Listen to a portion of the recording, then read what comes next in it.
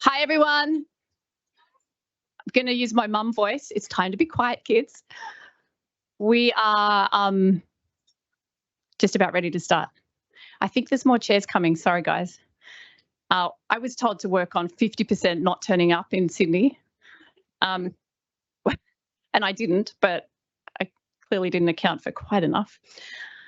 So we're going to get started with a very special person who's going to do our welcome to country. I'd like to introduce Yvonne. Thank you for being here.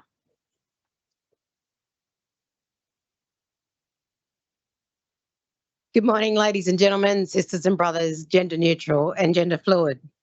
My name is Yvonne Weldon. I am a sovereign Wiradjuri woman.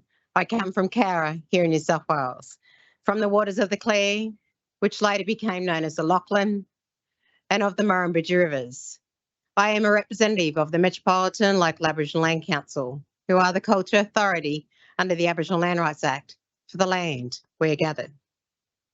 I'd like to pay my respects to all elders past and present, to all First Nations, to you and the ancestors' lands that you've travelled from. Across this beautiful continent of my people, there are hundreds of nations, tribes and clans. We have existed here for over 65,000 years, representing the world's oldest continuously living culture. Our boundaries are determined by the Earth's natural landscapes. The boundaries of the Eora are the Hawkes River in the north, the Nepean in the west, and the Georges River in the south. It is important to acknowledge this country's rich, first, and original history. So let us pay homage to the many warriors that created pathways for all of us, the ones recognised and those we've never heard of. On behalf of the Metropolitan Local Aboriginal Land Council, the elders, and the members, I welcome everyone to the lands of the Gadigal. I acknowledge the Gadigal people whose spirits and ancestors will always remain with this land, our Mother Earth. Aboriginal culture and our customs has a strong inclusion and importance of women leading and showing the way for all. In my life, I've been guided by many incredible Wiradjuri women, my late grandmothers, my aunties Mum Shirl, Pauline, Isabel and Betsy Coe, and of course my staunch mum, Anne Weldon. Being here has me reflecting about the 2018 NAIDOC theme, which was, because of her, we can. It is important to acknowledge the women that give so much. We do give endlessly because we believe in all, and it is right to honour. Being here amongst you is awe-inspiring, not just who you are, but because of what you offer others. So let us all pause for a moment to reflect and to remember the many trailblazers in our life, their gifts of time, their gifts of belief, their gifts of sharing. Now recognise those same gifts given to you and what you offer to those around you. I thank you for your giving, and to all the mothers, grandmothers, partners, aunts, sisters, daughters and granddaughters, I thank you for allowing us to flourish in your wisdom, your skill, knowledge and love. You all have an important role in so many people's lives. This should be recognised. You are recognised, and I thank you. As you connect, learn and share today, tomorrow and beyond, whether you lead yourself, your family, community or people, you often take on more than you realise. For me, in any role taken on is not always being out the front leading, but whether you walk with those that need your strength and developing those around you to lead too. After being elected in many roles over the years, it's important to remember the pathway isn't always clear and it isn't always soft. Sometimes there are stones along that path that can be annoying and can get in your shoes. If there are a few trinkets I could offer you is to enjoy the highs and learn from the lows. There is always someone out there that's not happy with your achievements, but know that they can't take that from you, especially when you challenge the status quo. Be kind to yourself, even to those that aren't. And when you do, you will always receive so much more. Continue to challenge, but take time out for yourself as well. Alongside the men in our lives, all of us together can bring about a positive future for everyone. To make that future possible, let us all draw upon my people's spirits as we continue on our journey. May my people's spirits walk with you and guide you as we strive forward for us all. Again, on behalf of the Metropolitan Local Aboriginal Land Council, Ninyini, Nala, Wongkul, Mari, Bajari, Gadi, Nurda, welcome to Gadigal. No matter what was voted and no matter what people believe, this always was and always will be Aboriginal land. Thank you and have a wonderful day.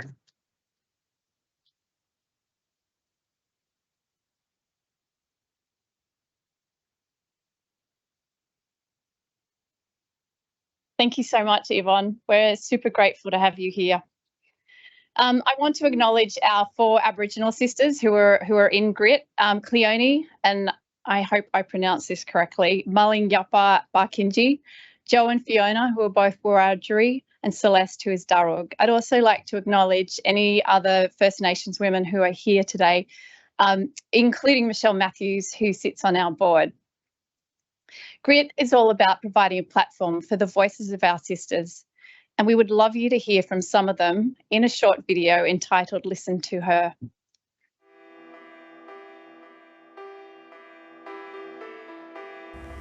I want Australia to be safe for all women, a place where our voices and stories are not only told but also listened to and taken seriously, a place where women can speak about their experiences without fear of judgment or repercussions. It is unacceptable that so many women in Australia experience sexual, family and domestic violence. We demand stronger laws.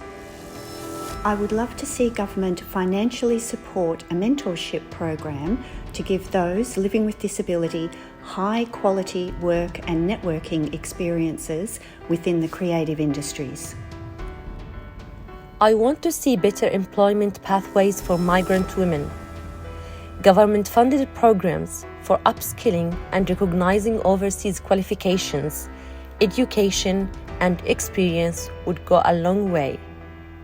Migrant women should be able to access and gain local work experience, which will help them in applying for jobs. I'd like to see advocates for women in the family courts. For women going through a divorce, there needs to be more support than the mediator provided.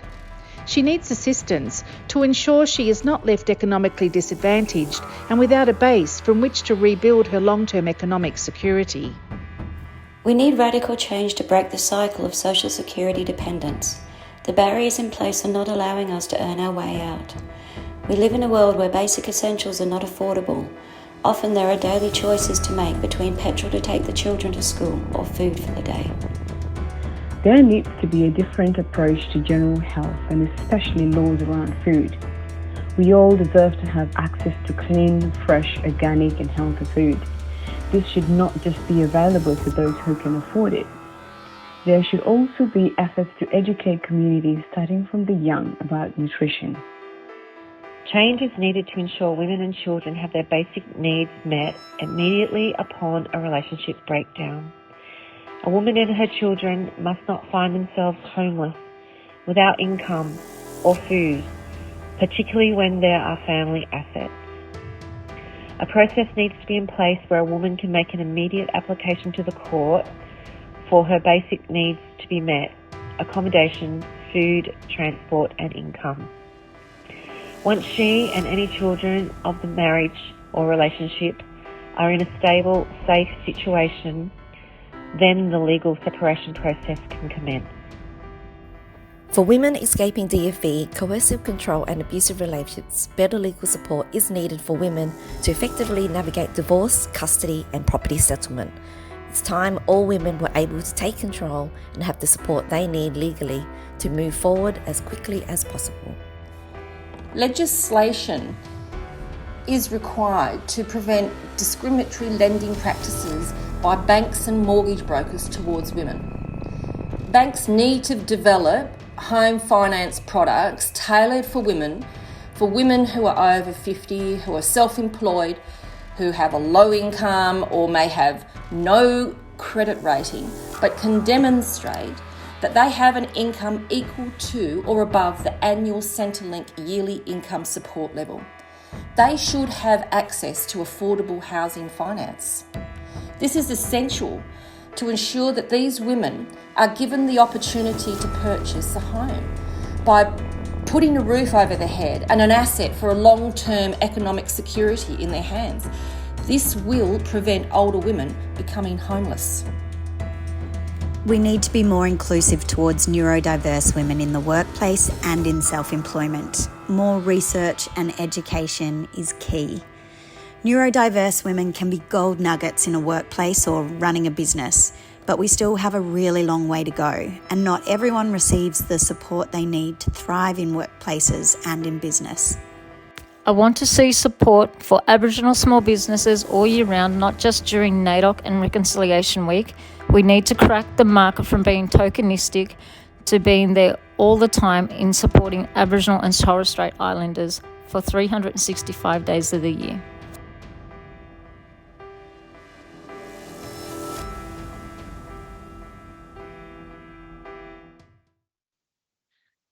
Thank you everyone so much for being here. Sisters, friends and supporters, you are our community. Most of us are aware of the economic projections of a $128 billion injection by unlocking the full potential of women to work in Australia. Women's economic inequality is a critical issue that is holding the whole country back. Interestingly, the barriers that get media and government attention or airtime aren't generally the ones that we hear about every day at Global Sisters. So, after supporting nearly 6,000 Australian women on self-employment pathways, we decided to produce a book. Global Sisters is focused on impacting 4 macro areas through enabling financial independence and economic security. Those areas are domestic and family violence, homelessness for older women and solo mothers, child poverty and women's health. These are all areas in Australia where we have unacceptable levels by any standard, but particularly given the development, the innovation and the wealth that exist here. Our overarching purpose is to provide a flexible third alternative for women to generate an income outside of welfare and outside of mainstream employment, which is often inaccessible or inadequate. Self-employment provides a genuine alternative that can fit around the many circumstances hindering job access. Our approach is to find new solutions to barriers which prevent self-employment and economic security being a reality for all Australian women. Our program's work is making business possible. It's about beating the odds. Our focus is on creating income, and part of enabling this is by facilitating new resource flows and relationships between corporates and micro business. Our systems change work is about changing the odds, leveraging micro business income for long-term economic security.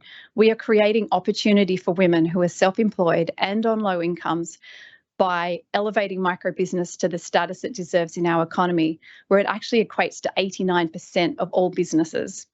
We're facilitating accessible and appropriate financial services and products. We are changing welfare policies so that it supports self-employment. And we're developing an affordable housing ownership model that even a woman dependent on welfare can access to break that generational poverty cycle and to provide a fast solution for homelessness.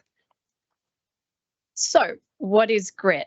Well, if you Google it, it comes up with a personality trait possessed by individuals who demonstrate passion and perseverance towards a goal despite being confronted by significant obstacles.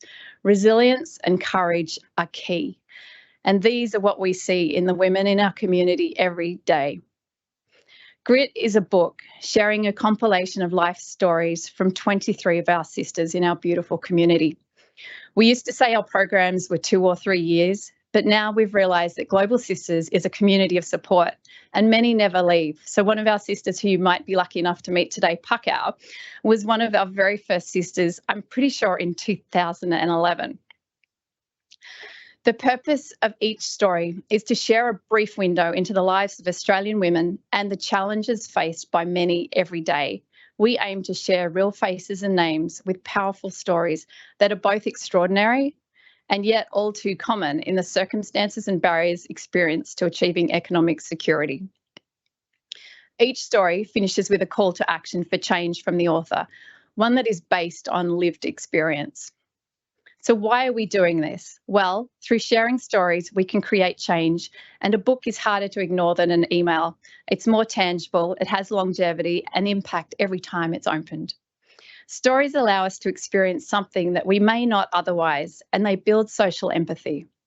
Social empathy is confirmed by research to be lower in those that hold power when compared with those who hold none. It has been described as a physiological superglue or deep understanding of an issue that motivates people in power towards positive changes for large groups of people. I guess this isn't a typical book launch because we aren't selling our Grit book to the general public, but we are gifting it. We will be sending this book in the post to leaders across the country in government, corporates, and philanthropy, the people who hold the power to create real change, but who often are completely removed from the realities on the ground. The compiling of this book lives up to its name for our 24 storytellers. And you'll notice in the book there are only 23 stories. One of them we had to pull out because our sister is in the middle of going through a legal process. Our sisters went to humbling efforts to share their stories, to attend photo shoots, pushing way past comfort zones and varying circumstances in order to do something that might make the lives of other women better. As one example, one of our sisters who's here today drove 1.5 hours in a borrowed car the day she became homeless just to make her photo shoot. Trying to hold it together. Now, I'm really delighted to introduce our panel for a very raw question and answer. We're titling it A Future Changing Conversation. Now, we were hoping it would be 6 sisters. Has Sienna arrived? No. Sienna was on a plane back from Vietnam this morning and trying really hard to get here. So we're going to have a conversation with 5 of our sisters. Our moderator is Georgina Byron, AM, CEO and Executive Director of the Snow Foundation, who were our very first funder 100 years ago, or maybe 10. In fact, Georgie was actually the first person I mentioned this harebrained idea of Global Sisters to way back in 2011 on the phone. All of a sudden, $5,000 appeared in my bank account, and the Snow Foundation is still supporting us a decade later, having now provided us with over $1.2 million.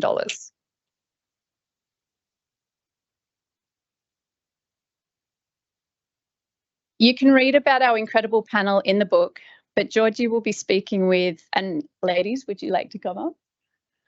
Diana, whose business is Earth by Diana in Melbourne, Angie of Remedy in Brisbane, Fiona of Chocolate on Purpose, Susie of Tidy Canberra Gardens, and Nikki of Blind Grit, who's based in Albury.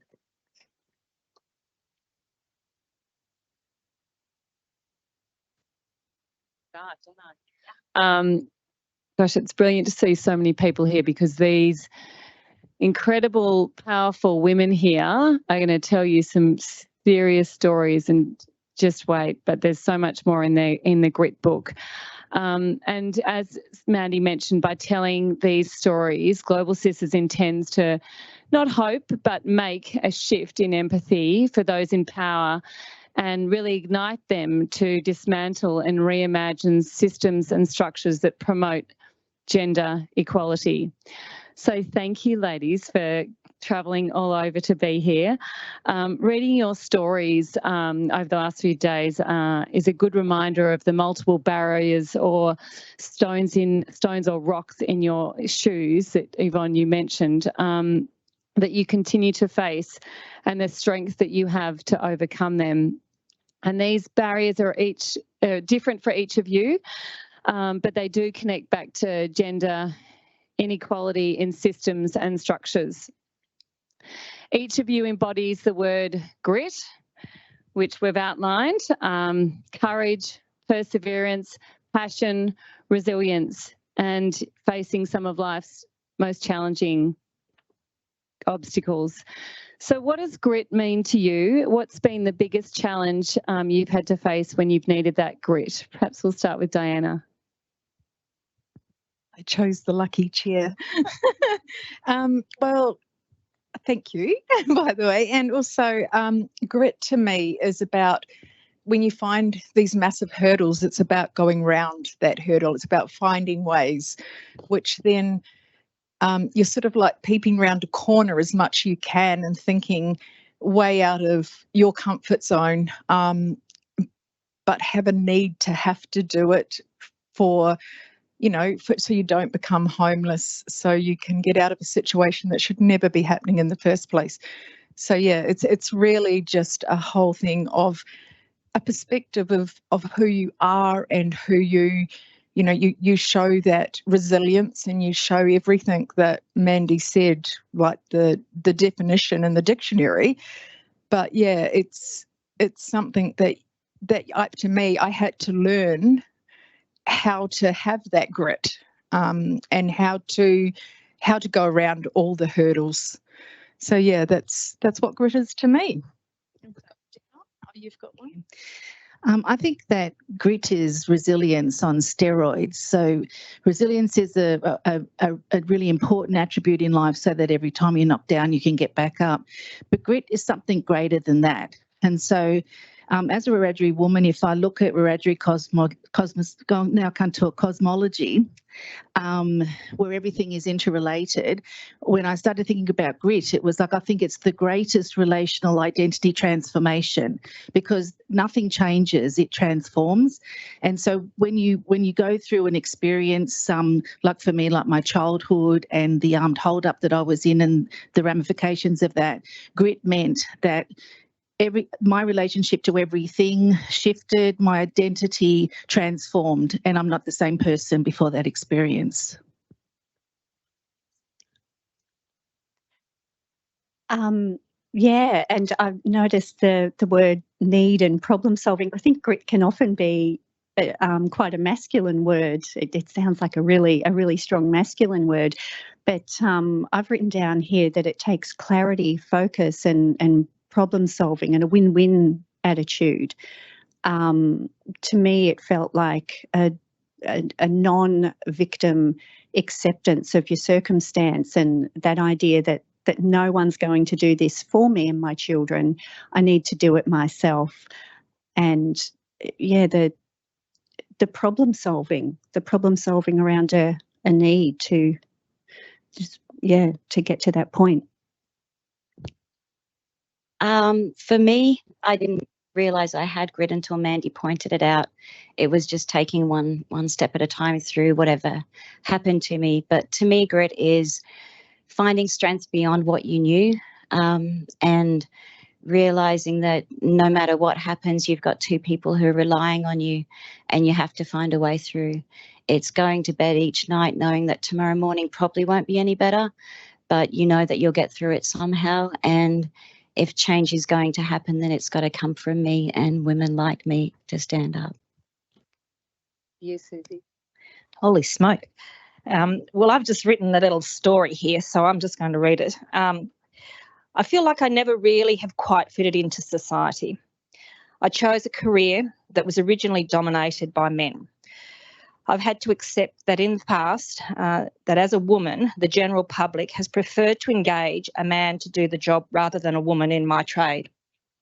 Fortunately, this has dramatically changed since COVID, and I'm not sure why.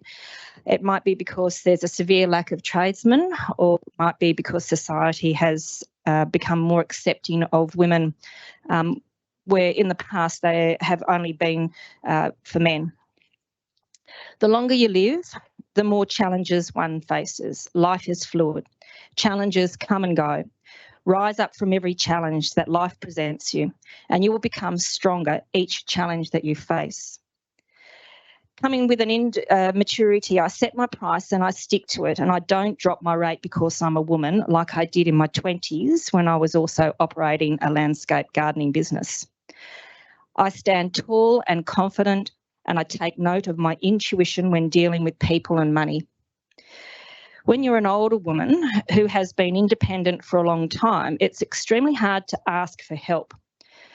One of the challenges I faced was this because it challenged my ego. Don't be frightened to ask people for help and then network. You will be amazed that this tiny question will open many, many doors. When I hear the answer no, I rebel. I don't take no for an answer. No means that you can't do it. There are always answers to the problem you're seeking. Know the problem and tackle it head on. You may not have the answer straight away, but it will soon come to you. The biggest challenge recently was the fight to secure my own home after I was told, no, you couldn't do it. You didn't have enough money. You were too risky. Learn from your failures and don't be frightened if you fail. Pick yourself up again and try another way. Some of you may know that I was a boxer and kickboxer. I used to train at a gym called Phoenix, based in Canberra. The owner and trainer came from a military background and he taught me some priceless skills. Never quit, commitment, focus, and mental strength. Thank you.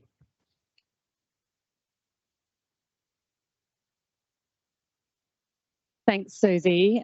Thank you, all of you. You've all got grit in spades. You own it. It's not masculine. It's each of you. So we're now, each of the sisters have got many call to actions in the book, and we'll get to go through a few of these. Let's start with disability and caring. We know that there's around 4.5 million people who live with disability. So that's almost 20% of Australians. And we also know that carers make up about 11% of our population. And yet unemployment just on disability is nearly double that of those without a disability. And all of your stories are connected to the lived experience of having a disability or being a carer for a family member who is sick or living with a disability. And we note that each of you have chosen self-employment to overcome those barriers to economic participation. That is key. So I'm going to start with Nikki and then we'll go to Angie and Diana. Perhaps you can share a key message that you'd like politicians or people in power to hear about supporting people with disabilities or supporting people who are caring in employment. Sure. And I am Australia's first vision impaired fashion designer. So that's who I am. And yes, the barriers around good employment in particular for disability are huge. I guess I'd like to tell government nothing quite so powerful as the opportunity to actually do, and that can be particularly difficult when you live with disability. I'd love to see government financially support a corporate partnership program to give those living with disability high quality work and networking experiences within the creative industries in particular. And to illustrate what that may look like, for me personally, manufacturing is still by far the greatest financial obstacle. And rather than offering grants or other financial assistance directly to me, it would be so much more practical and powerful for government to support large corporations to partner with people like me to conquer otherwise nearly impossible practical obstacles like manufacturing. For a huge successful label like Q, for instance, to manufacture my designs with me would be a huge win-win. It's ridiculously financially difficult for me to manufacture, and it's ridiculously difficult for corporations, large corporations, to establish genuine social goodwill and equity. So the combination there is win-win, which is certainly one of my fave things. It would literally be coffee money for a large corporation like Q, and it would be claimable on tax. Yeah, so that's what I'd like to see. Yeah, I'd like to actually work with big organisations. Thanks, Nikki. Shall we move to Angie? Hi. I I gained my disability through my employment. It was negligence through the government processes which gave me this disease, which for now there's no treatment and no cure. So I decided to use my business to raise awareness and to hopefully in my lifetime find a treatment for my disease.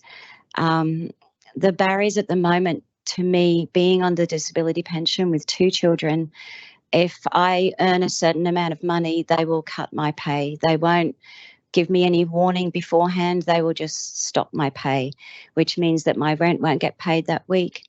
My children will go without. So I am at the point in my business at the moment where I'm actually scared to make sales, because the sales that I do make will be accounted for and that will come off my pension. So there needs to be something in place so women can get above the poverty threshold before they are attacked by the government, because at the moment that is my fear. Either I get to the next stage where I'm self-sufficient, but that middle part is what is scaring me at the moment. But I don't even need the money for myself. I will be donating it to charity and hopefully. Thank you. Thanks for your courage, Angie. Now over to you. Thank you. I, myself and my 2 children, we inherited our disabilities from years of abuse from their father, my ex-husband.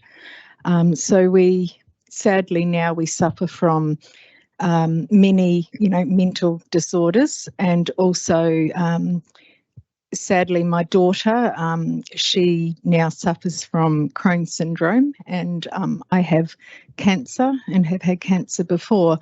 It's now too that research shows that those experience domestic family violence are at a higher risk of developing cancer, heart disease, gut issues. There's a myriad of chronic illnesses. So it's something that then you escape this violence. We ended up homeless as well for quite a while. So you get through all this, and then to find there's no help or anything as you're getting through that via government avenues, and then you're then left with these these health issues as well that turn into these chronic problems that you have for life. So I'd like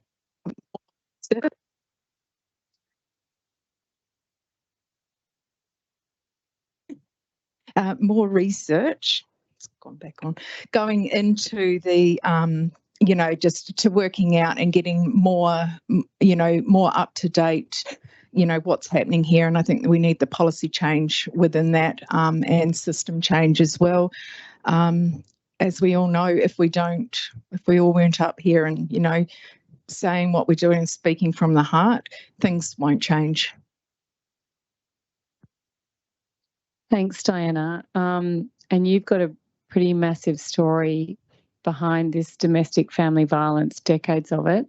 We'll just hold on that, because I firstly just like to acknowledge and thank Anne Summers and Sam Moss and many other women for the research that they have done and advocacy that has connected the domestic family violence and women's economic insecurity, leading to critically important systems changes like restoring the parent payment single, which I can't believe was changed those years ago, but it has been reinstalled, and just acknowledge the key recommendations that have been put forward to government. And we need to all be aware and advocate for those key recommendations in the Women's Economic Equality Report, which Sam Mostyn led with 13 other members. And it hasn't even been in the AFR, just saying, but just to get behind that strong advocacy and voice. And these women are the ones that are bringing those recommendations to life. So they are hand in hand.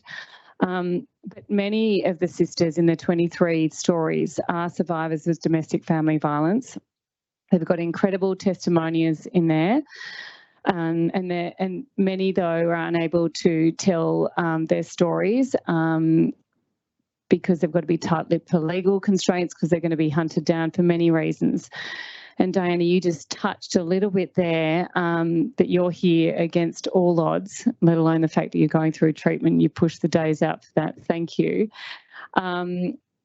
but most important, she's a businesswoman and a founder of Earth by Diana, and has beautiful ceramics business. You speak about the post-traumatic stress and the severe impacts of your adult son and daughter you all live with. Perhaps you can share just some key messages that you want policymakers to hear about the recovery pathways to domestic family violence. Thank you. Absolutely. And I've now been speaking my story for about 5 years now. And this all came from when I was in a meeting, a work meeting, and I started to have a panic attack because it was getting close to 5 at night, and I was like, what am I going to put on the table for tea tonight? And it was this horror that just came over me, and I couldn't, I just couldn't contain myself. I had an absolute panic attack in front of all these business people and people that didn't understand, just how horrific it is not going through it at that, not only that first stage, but also years down the track. And it's that thing of I had to get home at what I was going to have for tea so that I didn't, I didn't have the repercussions of this angry person and sadly, would beat me up for not having something as simple as that. So that was the day I realized if we don't tell our stories, people don't understand that haven't been through it or haven't had someone that's gone through it. And people in policy that, can make these changes or even just talk about everyone's stories out of this book to whoever they may know and pass that information on and just really show that grit of it and how it is. Because if we all just sit here and don't say anything, things will never change, and I will never ever let my perpetrator define who I am. And I think that's something that policies and system change needs to show as well for every woman and child that's going through anything.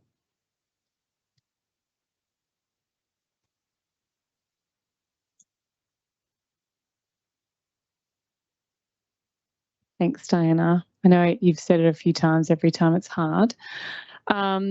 We all know the grim statistics of the growing cohort of older women facing homelessness in Australia, and we know that housing affordability is in crisis here. And when this intersects with gender-based violence as a push into economic insecurity and homelessness, it is an emergency for women and children nationwide.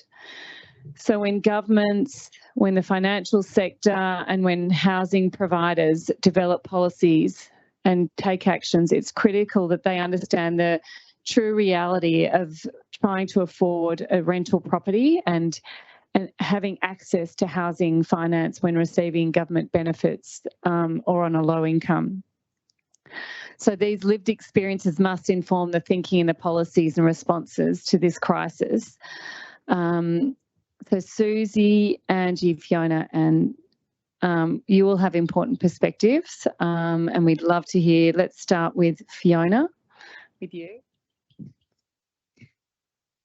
So when I left my marriage, we left with the same things, and I was really disadvantaged by the banks because, much to my shock, I was a self-employed older woman and my ex-partner was a PAYG worker, male, and he was able to borrow 3 times the amount of money that I was able to borrow. So I'm grateful that I was able to do this, but it meant that I moved out of Sydney to a small regional village, couldn't find work, struggled because I couldn't get into the Centrelink office because there was no bus from the little village to the regional centre, but very grateful that I was able to set myself up and because of COVID ended up doing my business full time. But just recently with everything that's been going on with the price of housing and inflation and interest rates, I found that I couldn't run my house anymore. I lived in Cool Climate. And my good friend Jo, she also lives in Cool Climate. And one day Joe came to me and said, I can't pay my electricity bill because there are people out there, poor older people who are sitting there without any cooling or heating because they can't afford it. And so it really made us sit down and realise that, we're better off than some who are on the pension because, the pension is an existence plan. I'm not speaking from experience, but I've worked in Centrelink and I've seen it. It's not a retirement plan, it's an existence plan. And so we decided that we wanted to be able to create some quality of life. So we decided that we would leverage off each other because we're both older and single. And we thought that we developed this coined a phrase called collaborative living. And it turns out lots of people are doing it now. So I can't even be original in that. But anyway, very grateful that Joe was on the same page. And so we're going to buy a house together. And so we're going to be able to share the expenses and share the costs and hopefully have a holiday every now and again instead of just trying to, put every cent together. And congratulations, Fiona and Joe, who's with us today as well, on the collaborative homes. So, Angie, we know that the overwhelming majority of your income goes straight to rent. Do you want to share a bit about that? Yeah, it's going to be well over 70% of my income come January when I get another rent increase. I left my abusive partner 10 years ago. My children were 3 and 5 at the time. I was given a month to enroll my son into school and find a house. I did that. But the thing about the rental properties, the low-income rental properties, the security is not as it should be. Being a single parent, you need to have at least the basic security screens. You need to have deadbolts on the door. So that sort of thing is a deterrent when you especially when you fear the ex might be coming around. You need security. That was definitely the main focus when I left. I couldn't go onto the parenting payment. I was forced onto the disability pension. I had been suffering with my disease for probably 15 years when I left. So being on the parenting payment or anything where I would be forced to search for work was not an option. So I've been raising my 2 children on a $20,000 per annum salary. That's it. It is basically just above the poverty line. And unless I can make a business and make it work on myself, then I don't see a way out of it for me. But at the same time, you need to provide for the children. You need to find a pathway for them to escape the generational poverty and give them the tools to succeed, even though you might not have succeeded so far in your own life. Thanks, Angie. Well done.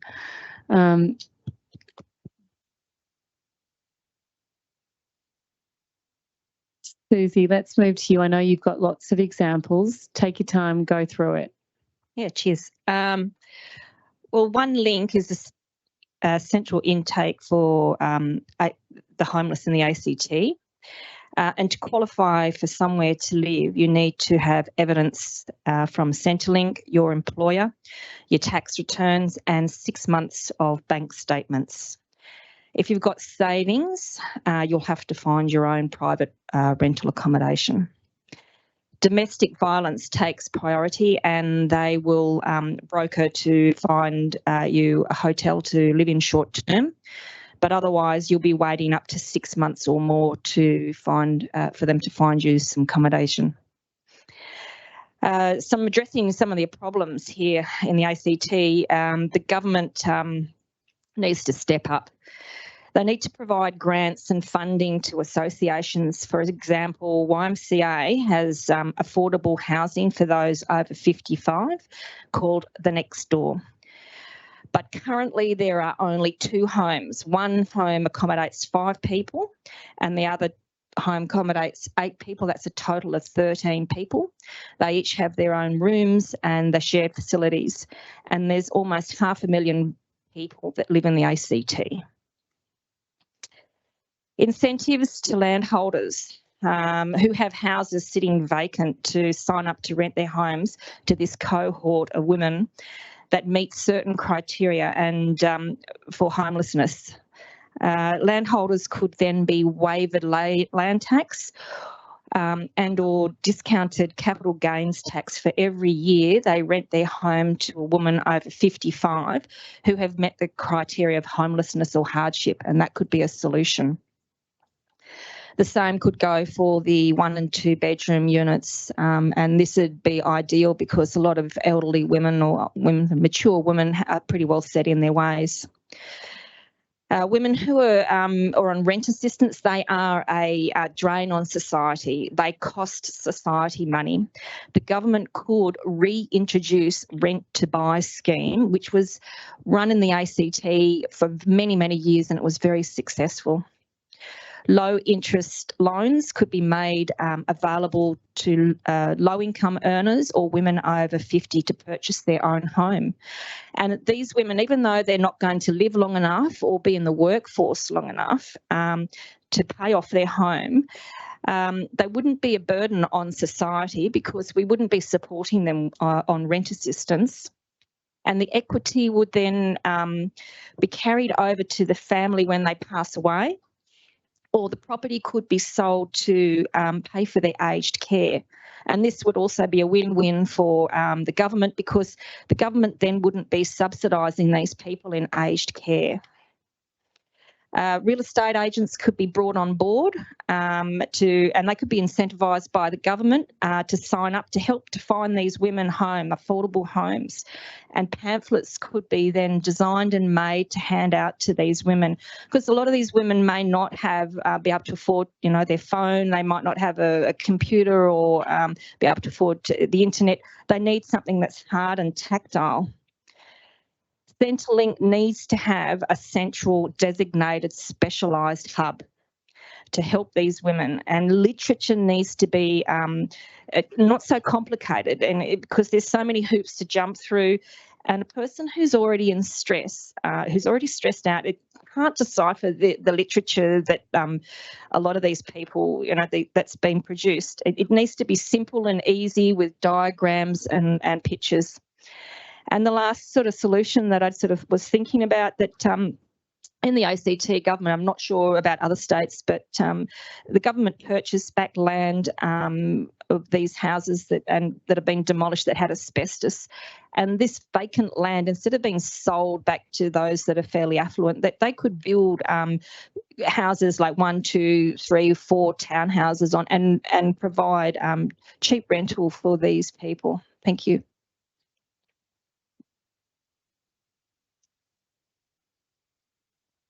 You can see these sisters have a wealth of knowledge. They just need to be put in front of people with power and politicians to make these changes. So thank you for sharing those ideas. Now, one thing I just want the audience to know, and we can just be really quick on this, but, you're each running your own business. So can we just do a one-liner each of what actually you do to demonstrate that? Over to you, Diana. So I run a ceramics business, Earth by Diana, and it's very much who I am, and I was brought up with the earth and everything, and I'm very grounded in that, and I just sort of think to have this opportunity to have a business to be financially stable is just. It's really the best gift that I could have ever given, really, to have given. And I feel that everyone should be able to have their own business. Every woman should, if that's, how they want to go, or flexible ways of working. So I guess that's it. My business is Chocolate on Purpose. It's Australia's first Indigenous chocolate company, and we're blending Australian native botanicals with gourmet chocolate, and we're creating impact in our supply chain through sustainable cacao and palm oil-free chocolate. But that's the very least that every chocolate company can do. So we're committed to reversing the alarming statistic that less than 1% of leadership and ownership in the Australian native botanical ingredient supply chain are actually Indigenous, despite the industry being built on the back of our cultural and intellectual property. So we're looking for funding to be able to obtain some productive assets and increase our capacity, because less than half of that 1% are Indigenous women, yet traditionally we're the holders of the knowledge of the plants, which is crucial to culture. And we would like to be able to grow our impact by employing older Indigenous women to retain sovereignty, to return sovereignty in the space to them, and also older women, because as has been mentioned here today, women over 45 are the fastest growing cohort of homeless. And so all I'd like to say today is that for Corporate Australia, for the benevolent funds that are here today, and for government, you can hear from all of us women that we've started micro businesses in an effort to attain self-determination. For those who want to remain micro, that's wonderful. You know, that's where their space is. But for those who need to be able to scale, to grow, to attain their self-determination, not all of us can be, not all of us can be non-for-profits. You know, there's such a thing as business for good. We're trying hard to create impact. You can hear from every woman here, we want to make a difference. So, you know, don't only keep all that funding for not-for-profits. There are those of us out there who are doing business for good, and we also need the money. And we can only have so much mentorship. At some point, we need money to float, because money does make the world go round. So if you can hear what I'm saying and understand what I'm saying, please don't just talk about it, make it a reality, because we can't grow without money.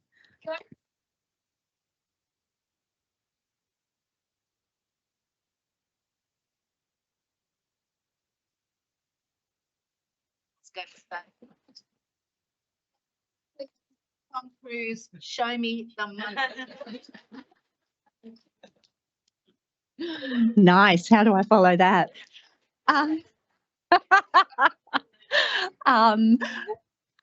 Nikki Hind, and I'm Australia's first vision impaired fashion designer. My label is actually Blind Grit, so I'm all about grit. And it would certainly still appear that Blind Grit is the only fashion label in the world that is built of and around those who live with disabilities. So when I bring people in, and yes, I do not have enough money to employ people, but when I bring them in on projects, and I do pay them for the project work, they're all people with disability. And aside from offering, great work opportunities within a dream industry, there are a lot of dream jobs in the fashion industry. The idea is, for me, genuine representation cannot happen until there are people with lived experience in decision-making positions. So certainly within Blind Grit, all the decisions at every level are always made by those living with disability.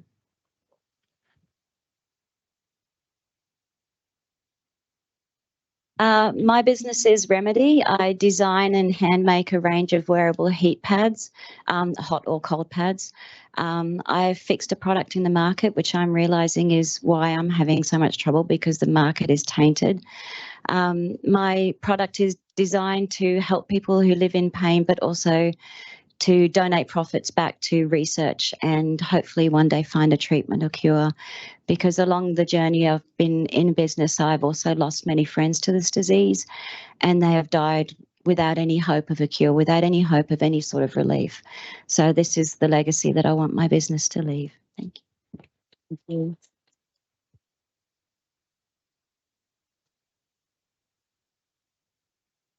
Yeah, so I'm Susie, and I have landscape gardening business. I feel a little bit awfully selfish, but my main income, my main purpose was just for employment, was just to survive. I just couldn't get a job in the mainstream. I have had incredible difficulty getting work. Maybe it's because of the style of work that I like doing in construction and working as hands. But yeah, I service the rich and the wealthy and the affluent in Canberra, and so yeah, they're the sort of people that support me, and I love rich people because they provide me an income, and yeah, that's about the size of it. God love you.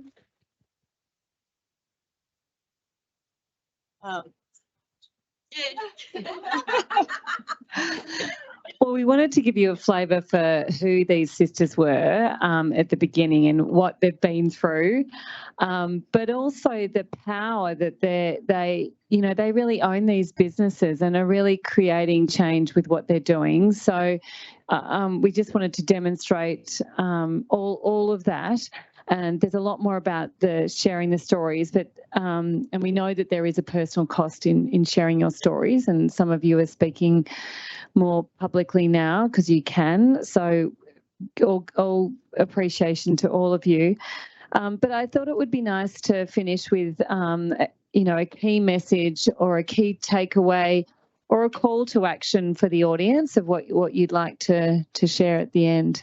Over to you, Diane. Should we start with you, Susie? Let's go that way. I just think that the goals can be achievable. Yeah, so that my success has shown that goals can be achievable. That's all I've got to say.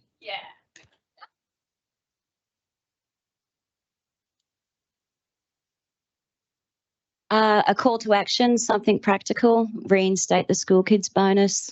My kids haven't had Christmas since that was taken away. It hurt and it was useful. Thank you.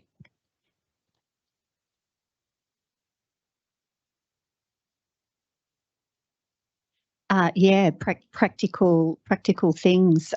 So to share the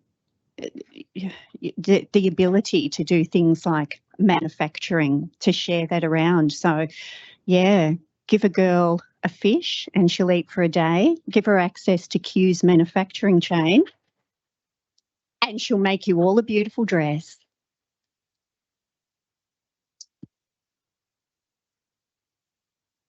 If I go back to the call to action in the book, when you go to the family court, it's not a matter of each of you having a solicitor because that bullshit just goes on forever. And, when we went to the family court and there was supposedly this mediator who was supposed to make the process easier and that you wouldn't spend a lot of money, that didn't work. We end up spending a fortune on barristers just for crap. If there had have been like an advocate in the family court who could actually look at what was going on and have an authority to talk to the solicitors and to everybody to be able to see that global picture, we're here Global Sisters, and be able to see that global picture and just make sure that it just happened cleanly and neatly and all that stuff didn't go on. And we would have had the money to be able to create a life instead of the barristers.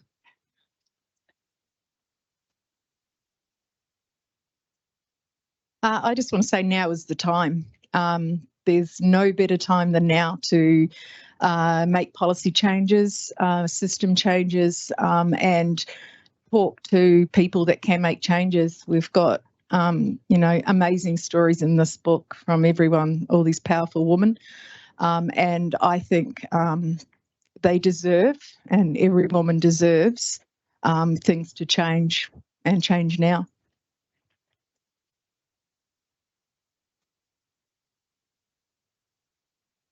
Thank you. Change now. Absolutely. These are just sharing 6 of the 23 stories. But, to be serious, on a very serious note, the core is gender inequality. Okay. That is actually what it's all about. That is why these women are up here, and you can see their powerhouses. They are the power for the future. And these gender inequities cover everything from domestic violence to intergenerational trauma to housing to disability to caring to child protection. So let's just remember that when we leave today and just congratulate these 5. I keep thinking there's 6 because there was going to be 6. 5 amazing women, and also I can't not say it, but Global Sisters are rock stars. They make the change. I was actually under instructions not to say anything because it is all power to these stories, but actually Global Sisters we know are unbelievable. They keep growing, they keep supporting. It is long-term sustainability, and the leadership with Mandy and Heather and the team, just the backbone to really propel great women like these. Now, I think, Diana, you wanted to say something. I did want to say something. I know I'm probably not supposed to either, but I'm going to. And I actually forgot to bring the little gift up, so I'm going to go down here.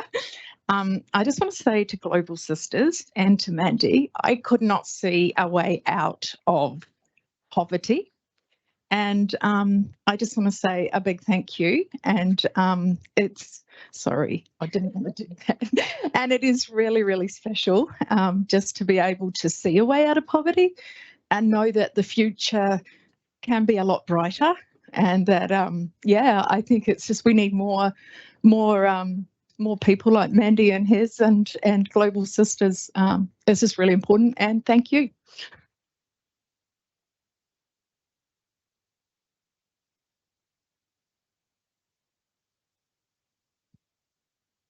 Back to you, Mandy. Sorry. Gonna get in trouble. Thank you. So well at holding my shit together. Do you want to stay there, or you're probably going to be more comfortable sitting down? Thank you so much, Georgie and our sisters. There's so much I would love to tell you about each of them, but you can read their stories, and when we get to the book signing part, you can ask them lots of questions and get to know them even further. I'm sure you're all very curious to read their stories after those little snippets. I'd love to now welcome Nicola Stokes to the stage for some closing remarks.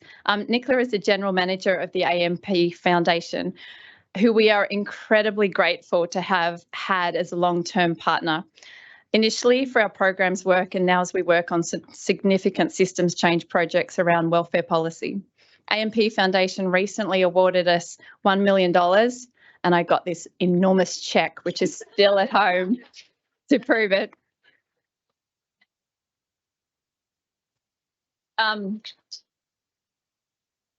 That was in support of our 3-year Solo Mothers demonstration project, which was on top of nearly $900,000 over the past 100 years. Nicola, thank you.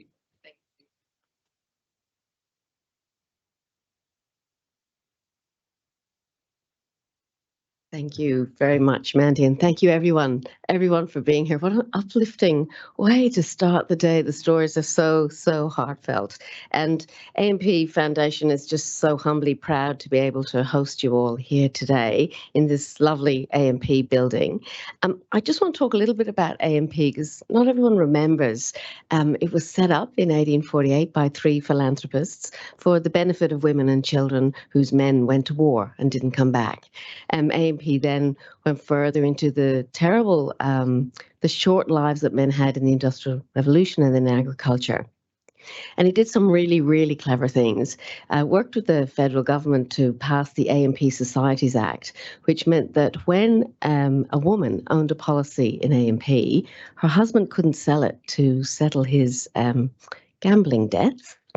And then because she owned a policy in a mutual, she had a vote in AMP before she had suffrage in Australia.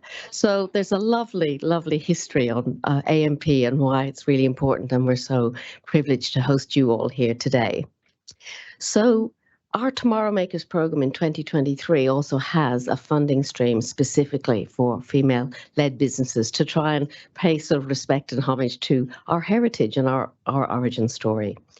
But as you were saying, AMP Foundation partnered with Global Sisters since 2017, and Helen Leonis is here today, who started that relationship. So thank you for that.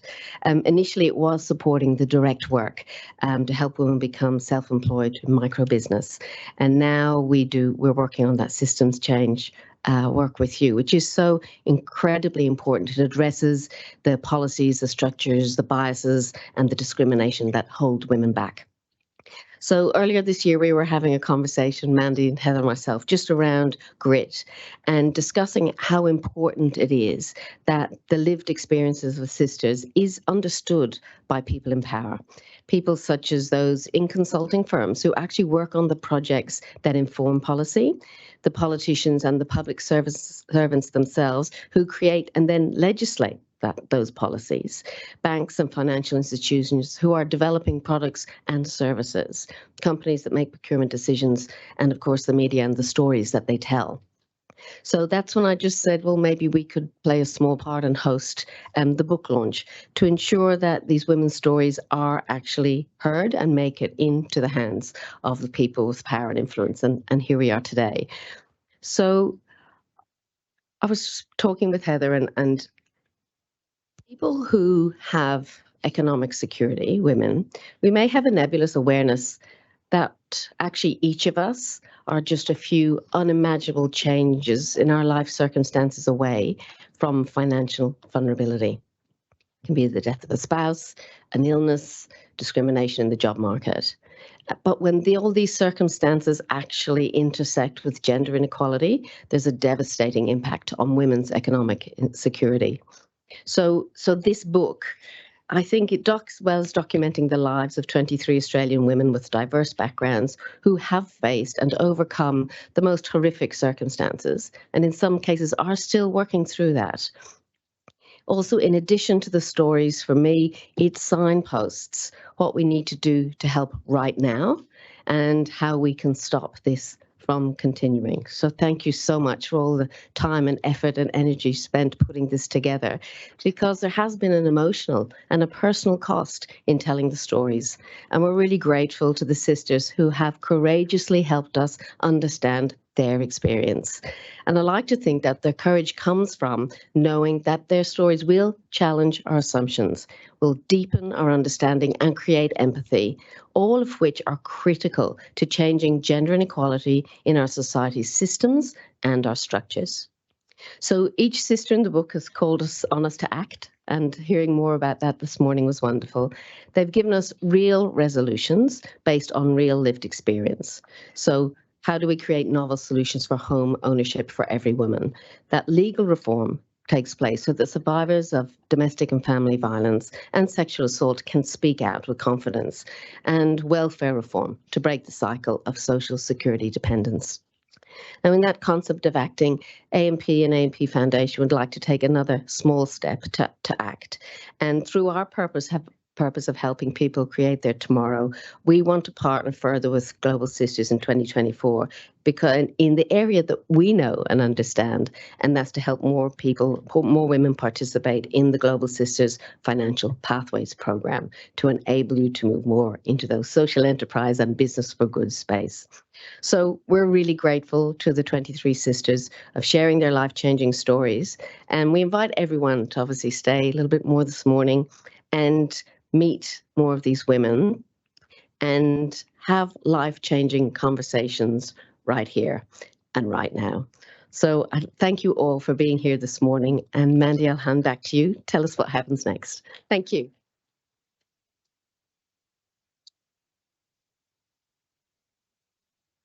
Thanks so much, Nicola. All right. Well, a very, very, very big thank you to AMP Foundation for hosting us. I'd also like to say a big thank you to the GRIT team. There were 5 of us that really pulled this book together. Kylie, our photographer.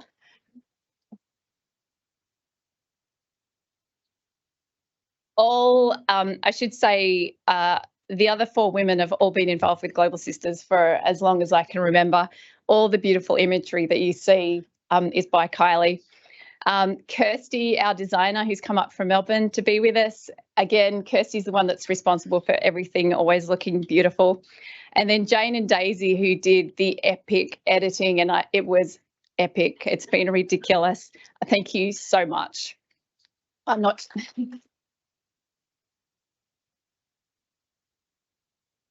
I've wanted to do a book, bring out a book for a very long time. I think right from when I started Global Sisters, I knew I had to bring out a book, and it was only really this year that it just kind of fell into place in my head, and my team were all like, Mandy, no, not another project. We don't have time. And I said, don't worry, I'll do it all. And it didn't quite work out that way. To our 24 sisters who are willing to be so brave, to dig up painful memories, to share your stories, to help other women, I thank you. It was an absolute privilege to have the conversations that I've had with each one of you. Now for the fun part. We have until 10:30 for a book signing. Please take the opportunity to meet our sisters and authors. They are going to be seated up the back around those tables. So please go and get your book signed, have a chat with them, meet them, learn a little bit more about them while you have the opportunity. This is an incredibly unique thing that's going on here today. We've brought sisters from all around Australia. It's pretty unusual for us to have 23 of them in the room. Most of them have been a part of Global Sisters for many, many years. So we're so excited to have them all together. There's always a lot of magic when we bring our sisters together. I was going to say that if you wanted to purchase an additional copy, you could, but we've given them all out, so you can't. So thank you again for being here. Enjoy a little bit more time together.